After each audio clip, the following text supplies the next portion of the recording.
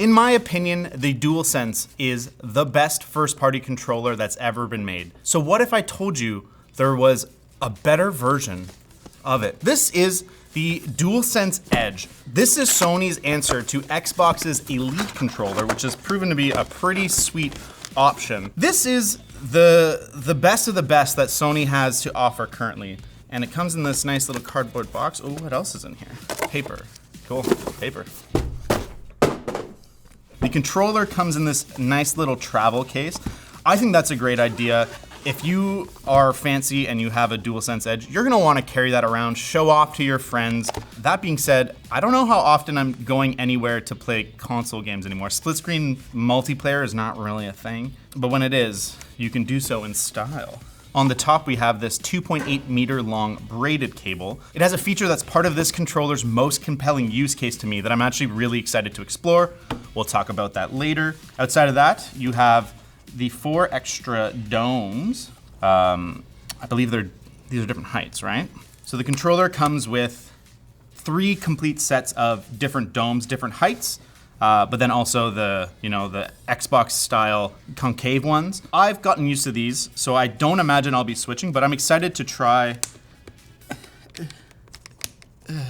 Outside of that, we have the little locking doohickey that allows you to lock the USB-C cable in place on the, no, that's not the DualSense Edge, ew, onto the DualSense Edge, making it that it's not just gonna pull out in the middle of gameplay, which can be an issue. We'll explore a little bit more about that. We'll take this out to keep exploring this case. We have the different types of paddles, 2 different sets, the little half ones and then the regular trigger type paddles. Outside of that, this case feels pretty premium. This would be a nice little travel case. They should maybe consider selling this as a separate accessory. I'd pay like 20 bucks for this thing. There's a QR code. You know what that means. Roll. Oh my gosh, if Sony had that sense of humor, I would be so happy. Oh my gosh, it is. No. It's a link to the DualSense page, which is neat. All right, here's the meat and potatoes of this video. We have the DualSense versus the DualSense Edge. I think the DualSense Edge is kind of ugly. I don't like this glossy plastic. Much prefer the look of the matte. I also know my controller is not the most sanitary thing in my life. And so I imagine that this is going, that's user error, let's be fair. Everyone relax.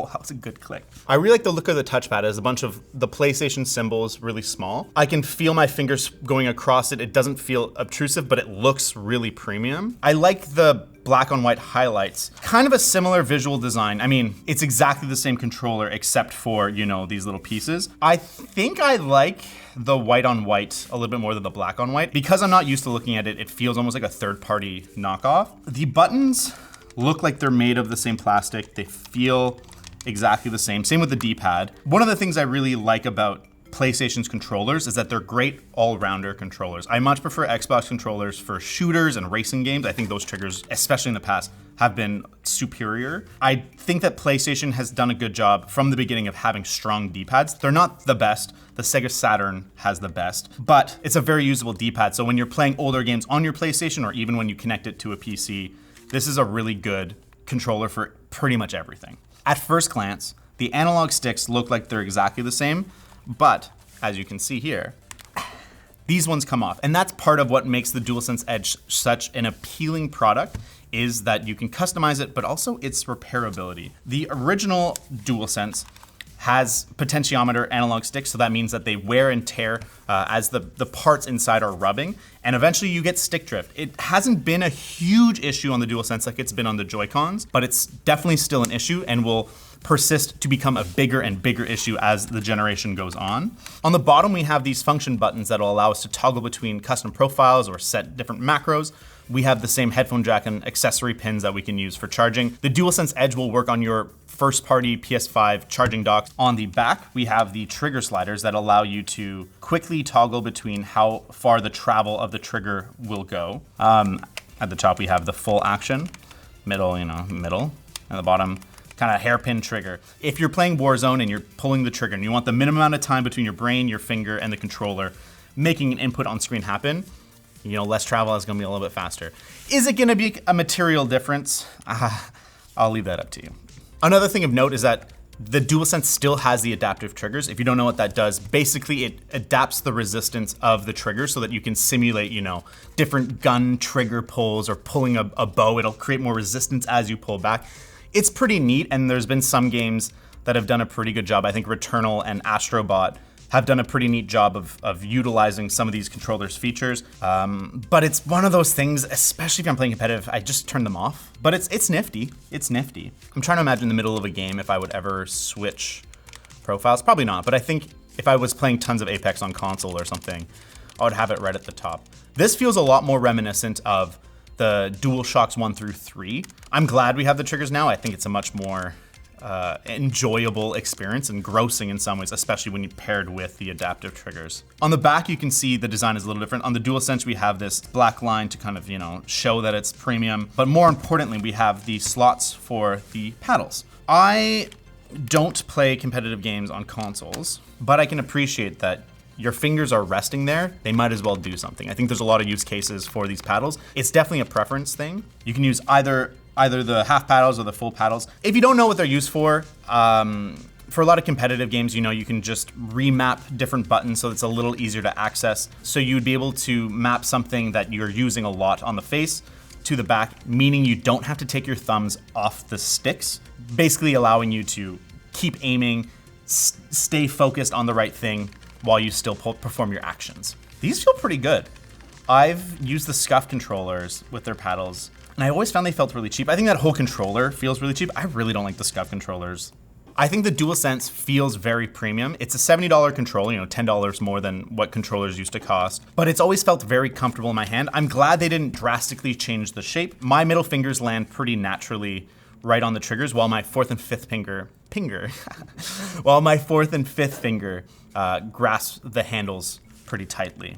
With your eyes closed, you'd have a pretty hard time telling the difference between the DualSense and the DualSense Edge, other than these extra plastic flourishes and the slight weight difference. However, in your hands, they feel about the same. The DualSense Edge, 325 grams, 328 on our scale, that's margin of error. And the DualSense is 280 grams, 291. They feel pretty similar in their hands. There's that phenomenon of heavier things feeling more premium, but it's so slight, I wouldn't really describe it as that. As I rub my palm, which is not a realistic use case, I can feel the seam on the side a lot more on the DualSense Edge. The black also has a seam. It's not as pronounced, it doesn't feel as uncomfortable. It's definitely there, but it almost feels advantageous where it adds an extra grip point. Overall, if you've held a DualSense, you've basically held a DualSense Edge. Here's where things get interesting. Modern controllers have a plague: stick drift. As long as we're not using Hall effect sensors that use magnets to detect stick motion, and instead we're using potentiometers that rub against each other, we're always gonna have stick drift in some way or another. Unfortunately, even though this is a premium product, they're still cheaping out and using potentiometer-based analog sticks, and that sucks. The great thing about the DualSense Edge is that you can swap them out. I gotta figure out how to do that. On the bottom, there's a little release latch that just frees up this faceplate. Why did they go glossy black? It looks so This is trash. I'm actually upset. Underneath, we have this latch that releases the little analog stick module that Sony will be selling separately for $20 each. The construction's quite good, and you can see this little port.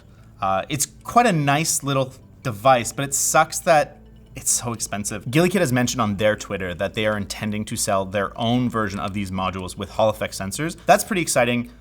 So far, we've had a pretty good experience with those controllers and those sticks. And so being able to swap them in and out as easily, that's pretty great. This is a very nice little mechanism, and I'm quite impressed. Once the faceplate goes on, honestly, can I just game without it? It honestly looks way cooler without it.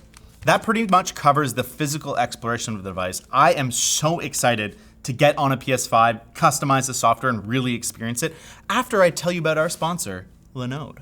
Thanks to Linode, cloud computing from Akamai, for sponsoring today's video. Linode is a powerful Linux-based cloud computing service from Akamai that's affordable and easy to use. They have a large marketplace with one-click apps to quickly deploy servers for website development, file hosting, database management, video hosting, or even video game servers. Linode's affordable pricing has no hidden fees and you only pay for what you use. Best of all, Linode has worldwide data centers and 100% human 24/7, 365 customer service. That's every minute of every day where customer service is reachable by phone, email, or social media. Sign up for a free account today and get your $100 60-day credit on a new Linode account at the link in the description below. That's pretty cool. There's a separate menu inside the settings to just adjust your DualSense Edge stuff. So let's kind of go through. One thing I didn't realize is that the more paddle-like ones, you can have them in this orientation where they stick out more from the controller and it's more of like a vertical press, or you can have them a little more flush to the controller, kind of along the natural edge, and then your finger will kind of more naturally fit there. I think that's what I'm gonna go to. Adjust the input sensitivity, that's neat. And then set the input range for your controller, sure. It's prompted me to hit the function button. If you hold it, it'll bring up these profiles that you can switch between. It gives you a little indicator that makes it a little easier to remember. I was kind of wondering that myself. I'm like, I won't remember what profile I have all the time if I'm switching between like 5 or 6 profiles. That's pretty nifty. Starting your controller by creating a custom profile. Let's do it. We're gonna go through the whole journey. So I'm gonna call it ShortCircuit for no apparent reason. Customize button assignments. I'm a big fan of not having the left stick be my sprint button where you click down and push. I find there's just like a loss of control. I would way prefer to have it be, tied to a trigger, so you hold the trigger while you're pushing, you can sprint. I'm going to assign the left stick press to my left paddle, and I'm assuming that it's just as simple as selecting L3, and that's gonna assign L3. I'm going to unassign. Interesting. You can turn on and off the left stick itself. I imagine that's more for accessibility reasons if you wanted to tie it to something else in the game. I don't have a use for that, but I do wish to turn off the left stick button. One thing I'm curious about is turning off and on the touchpad. This is actually something I would very much enjoy. There's lots of games that have functions tied to the touchpad, and I often accidentally engage them, as your finger swipes across them. Having a profile where you turn off touchpad. I'm gonna also disable the right stick button. Next, we have stick sensitivity and dead zone for ShortCircuit. As I push the stick in a direction, you can see the amount it's going. I genuinely enjoy a little dead zone. We have the different sensitivity curves, so default, quick, precise, steady, digital, dynamic, and they're all accompanied with a little neat graphic indicator to kind of give you the idea of the curve. I'd imagine if I was playing competitive shooters on consoles, I would definitely play around with these. A big advantage that mouse and keyboard has over controllers is how quickly you can adjust your aim. And so being able to have these different profiles where pushing the stick all the way to one direction gets you moving really fast, but in the middle there's like a little bit of a more sensitive area, I think could be really, really useful. I'm gonna leave it on default for now. I am gonna boost my dead zone a little bit because I very much enjoy having games not immediately move when I press the stick. There is a natural dead zone built into most controllers and games, but sometimes, especially when I'm playing on a PC, there's the issue of I move the stick a tiny bit and it just starts rotating the camera a lot. Like on PC, things aren't designed to work as well together. And so sometimes you can get a controller with no dead zone, but a game that is expecting the controller to have a dead zone, it can just be a little bit unwieldy. I was playing Hi-Fi Rush recently and I had to kind of go and adjust my controller settings quite a bit to make it feel okay. You can also adjust the trigger effect intensity, but as it says, once you adjust your sliders for the triggers, it'll stop the effect. The nice thing is switching between profiles is as easy as holding down the function button and pressing a face button, switch to ShortCircuit, switch to default profile. Let's go ShortCircuit for now. I'm gonna go to mine because I don't think this one actually has any games. This is great. Even though I've switched profiles, the controller is storing the different profile settings. Another thing of note is if you hit function and the options button, it's gonna bring you to this customization menu and you can create your profiles here. It's kind of neat. Even in the menus, it'll switch the buttons around. I had disabled my right stick and in this password menu, the right stick is the switch to symbols button, so I had to remind myself that I'd switch it to the back. PlayStation controllers have always had the issue of, because their sticks are in symmetrical location, if you have really big hands, your thumbs can kind of, rub. It's not super common, like I don't have big hands, but I've never come close to having that issue. PS5 controller, the DualSense, fixed that by having these a little bit further. I think I liked it more just on the right stick. I think it pushes my thumbs off so that it feels less ergonomic. I think the DualSense is a very good natural hand shape, and this forces my thumb to be just a little more elevated. What we have set up right now isn't really gonna change anything in the lasso, so I'm gonna go back, see how easy it is to change my profile. The right stick doesn't do much, so I'm actually going to assign circle to the right stick. That's kind of your crouch and your prone button. Okay.